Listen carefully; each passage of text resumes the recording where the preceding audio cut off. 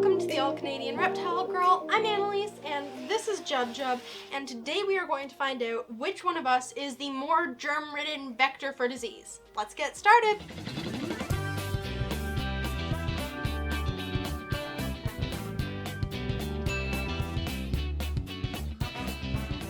A few weeks ago, I posted this video.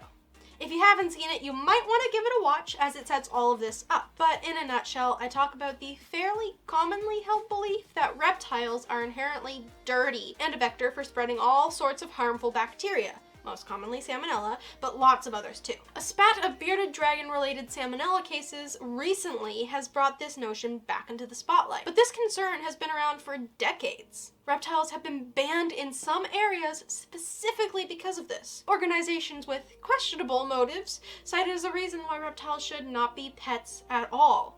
Even in my own home, reptiles are not allowed in the kitchen, but my cats, Oscar and Beckett, have unimpeded access to that room. That's not true. They are not allowed on the counters. You think Oscar follows that rule when no one's around? 50-50.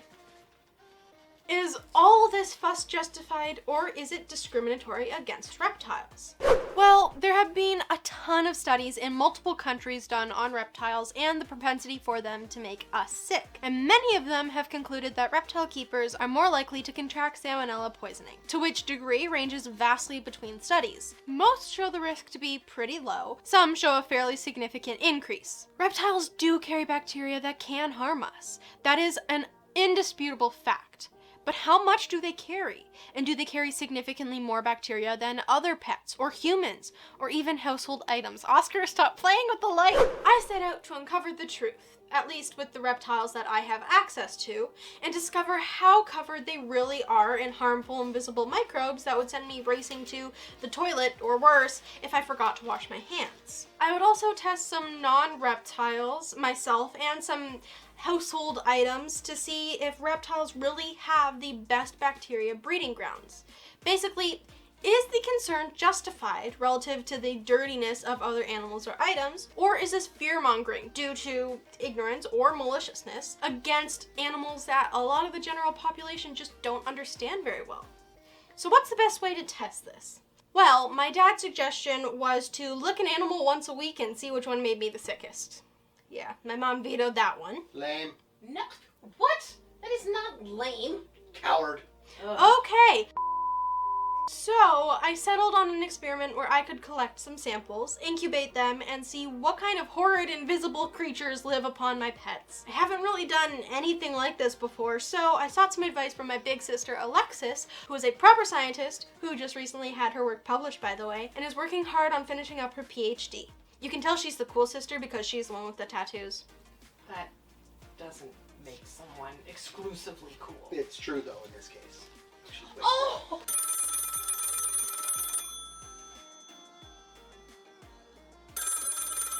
Hi! So I have some questions and stuff regarding a video.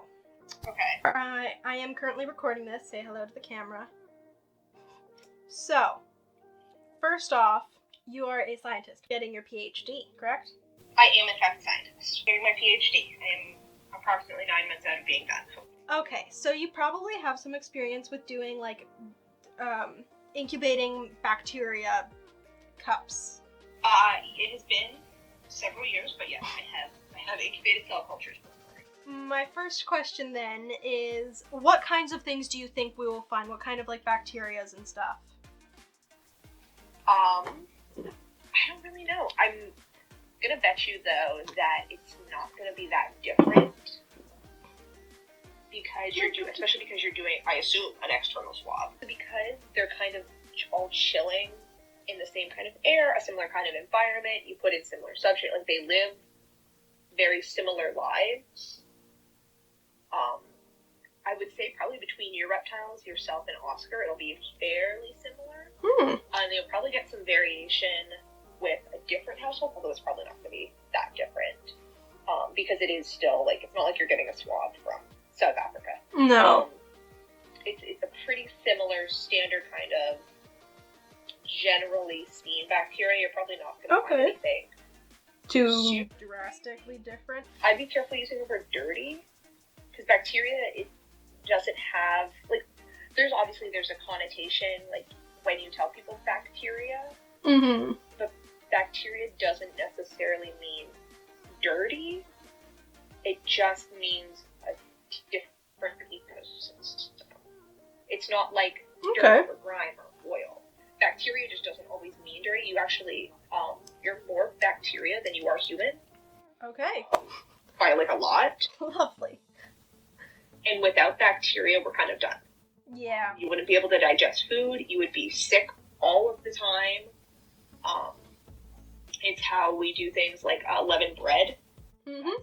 A organism and thrives off the bacteria. Blue cheese. Yeah, I know, but don't do that. it's I don't know if dirty is a word that is going to be the most accurate.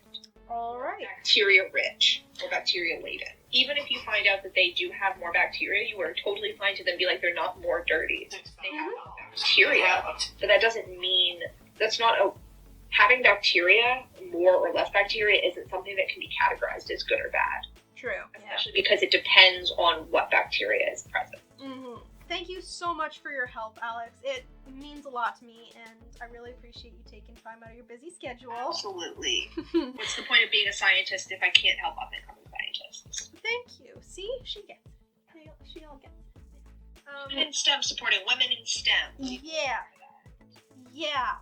So, we will put the link to your publication in the description of our video when this one goes live. So thank you so much for your help. Congratulations on your publication. We really are quite proud of you, Alex.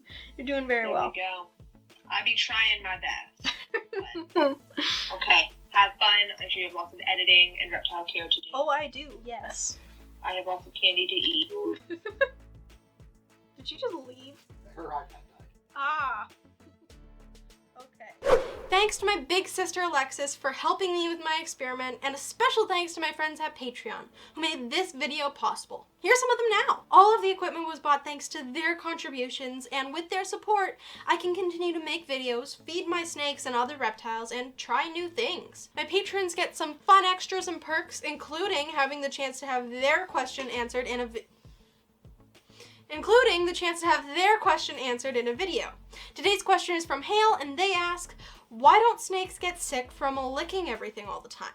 This is a great question, and probably one that could get a deep dive in a video all its own, so I'll keep it high level for now. I think there are a couple of things to keep in mind for this one. One is that a lot of bacteria that makes us sick will have no effect on a reptile, and vice versa. I seem to recall Kevin at Nerd covering gram-positive versus gram-negative bacteria and how it affects us and our pets in more detail, but basically, a lot of what snakes encounter just lying about that could make us sick doesn't really affect them. The other thing to consider is that snakes and lizards are built to be sampling all sorts of gross stuff with their tongues, and their biology and immune system is designed to protect them against that. Think of scavengers gobbling up rotting meat. If you or I did that, we'd die, but the scavengers' digestive and immune systems ensure that they are a-okay, happily gobbling up the grossest, nastiest, rotting goop.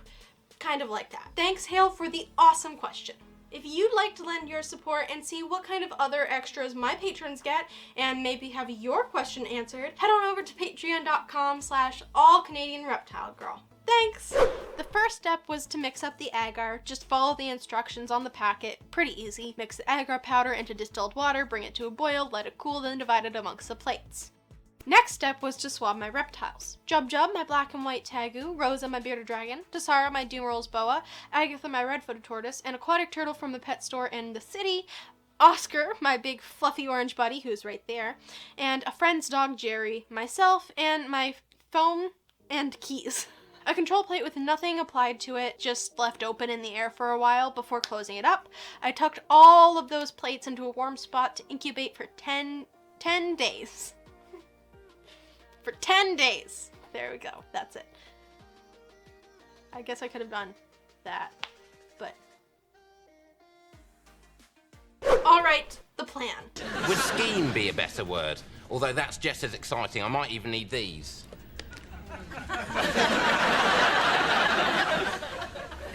One Once the incubation was done, was to then do an overall inspection to see who grew the most and of what. And then try to get some shots of what has grown under a microscope and see if we can identify the types of microbes. Disclaimer here, just like I said in the first video, you should not take this as conclusive evidence for or against the likelihood that your reptiles are safe. I am curious to know what is living and growing on my reptiles, and yours might be completely different. Always wash your hands after handling your reptiles, yeah? Okay, let's go look at the slides. Okay, the plates have been incubating for a while, and I'm told there's a lot to see here. I actually haven't looked at these since like day 2, but my folks have been taking pictures, so you are probably seeing a sequence of those pictures of our slides progressing. Ooh, oh, look at that. Ooh, that's gross. Ew, etc. So my plan was to get samples from these plates, make slides, and look at them under this microscope, hooked up to this laptop so we could get higher magnification images to marvel at. But I have lost the eyepiece that goes here. This cable port here is for light, not to connect it to a computer. It didn't occur to me that a microscope wouldn't have the ability to hook up to a laptop, but I guess things existed in the past that didn't connect to electronics. What a strange time that must have been. We bought that for you in 2015. Ancient technology. Oh my god, you're the worst. But that's okay. This microscope does connect to a laptop, and it has a working light. Although this one doesn't have anywhere near the quality or magnification of a proper microscope, but we can still put these plates under it and see some cool stuff. Okay, let's do the reveal.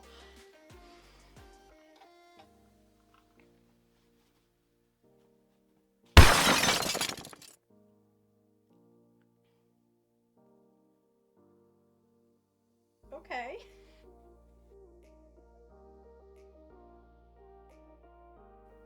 What happened to number 9? There are maggots on number 9. Who is number... Why are there maggots in mine? I don't secrete maggots, so I don't know how there are The maggots. science says you do. Day 3, there was a fungus gnat. So you may notice, I don't know if it's still like that, little buggy footprints of bacteria everywhere. Really? Yeah. I'm gonna open it up. And they They've eaten everything. laid eggs and ate. Oh, it smells. Oh, it smells. Oh, can I have a mask? This smells. So they ate all my bacteria. Except for something here. And this over here is thriving. They don't want to touch this, which makes me scared. Okay, so I have been looking at images of what different microbes look like in agar. So, I think I see some Salmonella here on top of 7 and on the top of 6. I think that is E. coli. This is gross. This one is a very aesthetically pleasing dish. Do you see that? It's actually kind of pretty in its own disgusting way. Okay, so there's a lot of stuff, but I don't really see any one plate that is really far out of whack from the others. There's some variation in the composition of the stuff, but overall, it's pretty even. The control is a bit scary though. Can you see that? We just kind of, for the control, we just kind of walked through the room with it open, just kind of everywhere. The reptile room, the kitchen, just everywhere, and this is what's happened. Okay, so we're gonna be doing jubs first. I'm interested to see what this little red dot is right there. It's a pretty even thing, like there's this stuff all over the plate, so let's see what's going on. So this is what Jub's mouth looks like. Ew.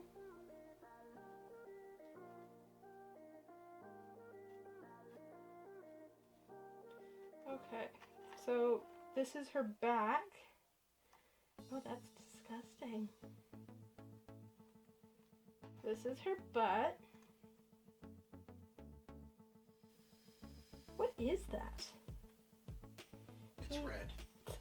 Wow. Alright, let's move on. This is Tessara's. Her mouth is quite odd. And I'm just gonna look at her butt cultures there. But let's look over here at her cultures from her butt.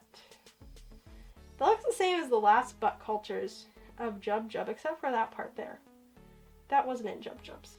So this next one is Rosa, and Rosa is very fuzzy. This is supposed to be Rosa's mouth. Rosa's belly is actually visible. And Rosa's butt, this is barely visible under the fuzz. So it's pretty much just the same thing. So we're gonna put that back and move on to Agatha. Okay, so Agatha has the same kind of red dot over here and here that Jub Jub had. Actually looks very similar to Jub Jub's plate. Wonder if it's because they have like similar biomes. Whoa, what's that thing?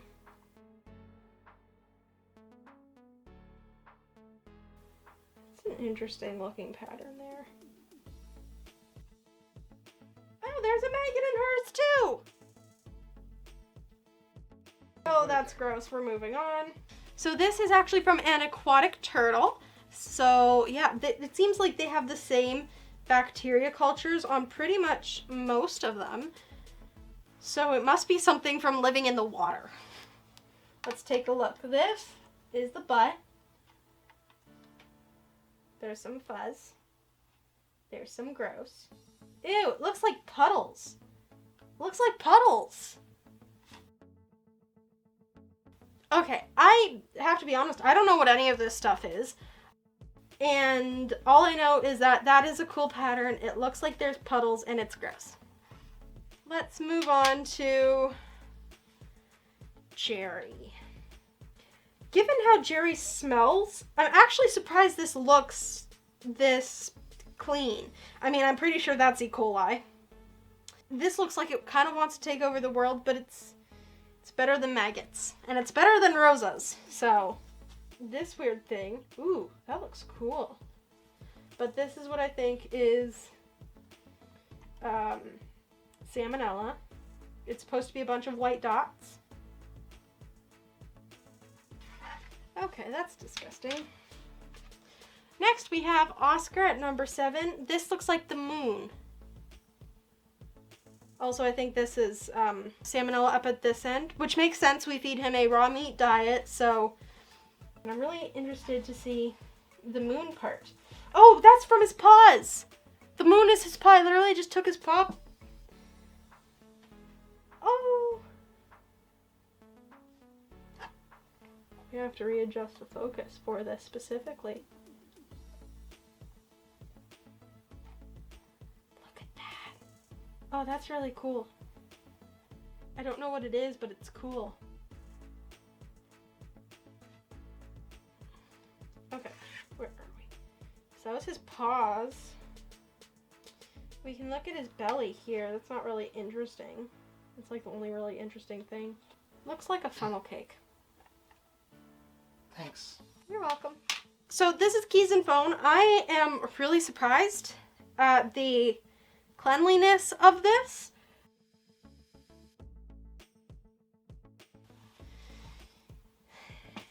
Maggots. And this is mine. And I will show you the only two things that they didn't eat, which were from my belly button and the back of my neck. So this is from my belly button. It's quite dazzlingly colored. Look at that. Look at that. That's very shiny. Ew. Let's find one of these evil, evil things that make me feel like there's stuff crawling all over me. Where did you go? Suddenly you disappeared. Oh, I made a mistake. I don't like that. And then this is the only other thing that remains. I'm just gonna... Have I found one? Yeah, I'm just gonna look away. You're not on it. Okay, fine. Look at that one. You need to focus. That means I have to look at it. Stop moving so fast.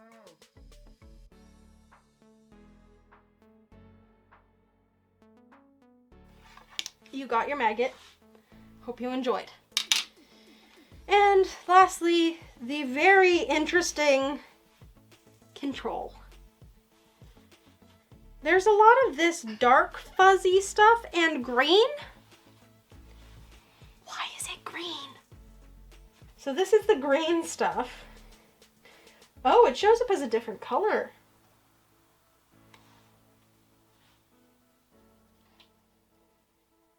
That looks very soft. And I want to touch it. I've seen how that movie ends. I wouldn't touch it if I were you. Okay, and I'm really interested to look at this thing. It is really pretty. Like, look at that. That's a flower. I don't trust it, but it's pretty. Wouldn't you all agree? Looks like it's screaming. Okay, that was icky, but still quite interesting. It looks like, I don't know, maybe that, honestly, the control has the most amount and variety of bacterial load, whereas I think Tessara and maybe the keys and phone have the least. It's still gross. Are my reptiles germy? Yep, sure are. But are they germier than a cat, or the world's smelliest dog, or the general environment, or you or I? Not really. I think the takeaway here is that we should all be washing our hands way more. Yikes. Okay, what did we learn? Based on this, you might conclude that everything is gross, and it's best not to think about it. But in reality, this is good. In my conversation with Alex, she made a great point. More cells in and on our bodies are bacterial than they are our own. We are truly more bacteria than we are ourselves. Same with our reptiles, our cats, our dogs, whatever. While it is an unsettling thought, we really could not survive without our microscopic friends. The issue is when these various bacteria types get out of balance or are allowed to thrive where they shouldn't.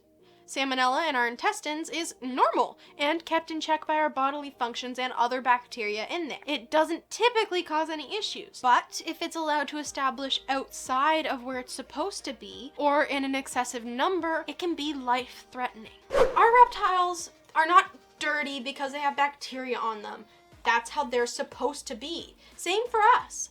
We just need to keep the levels of germs on them in check and reduce our exposure. Proper enclosure maintenance, semi-regular baths if that's okay for your reptile, and wash your hands. And maybe don't kiss them. I did not write that. Who put that in the script? I stand by my actions. So do I. I'll say it again. Coward.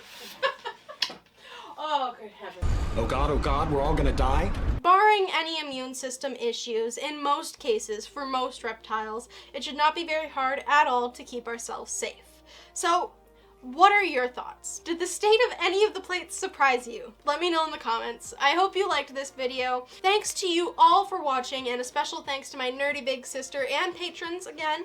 The like button is down there somewhere, depending on which device you're watching this on. And until next time, remember to nurture all nature. Bye! Hi friends, welcome to the All-Canadian Reptile Girl with Jub Jub as a disaster.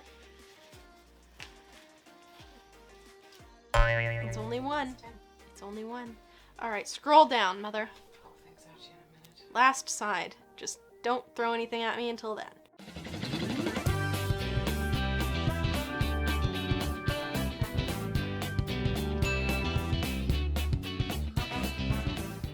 There was a fungus gnat. Likely story. No, there was. I got in there. I let it out. Oh good, he'll be tracking bacteria everywhere around the house and our food. Lovely, great idea.